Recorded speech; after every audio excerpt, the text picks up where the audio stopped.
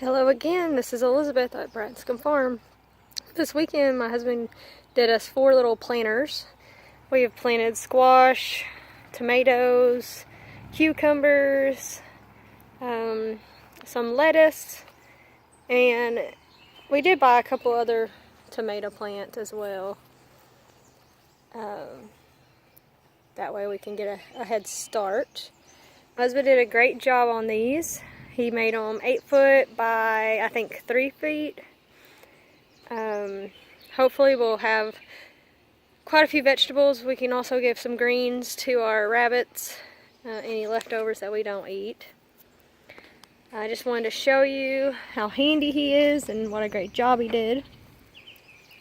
That way if any of you guys wanted to do planters, they really are not that hard. He got the wood from Home Depot and just used the planer, cut it out, and made some pretty planters. If you haven't subscribed, please do so. You can keep updates on our farm, on how our plants are growing. You can also keep updates on our rabbits, which you saw there in the background. While I'm out here, I'm going to go ahead and get an update on them. They're 8 weeks old today, so they're going to be going to find a new home. I think that little brown one already may already have a home. We have quite a few whites and then 2 beautiful blacks that are going to be ready to go soon. These are New Zealand's.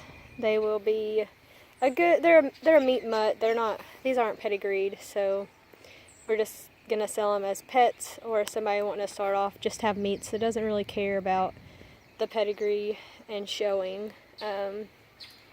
These do have pretty good quality. I took, not these, but some of their siblings to the show in Sheridan.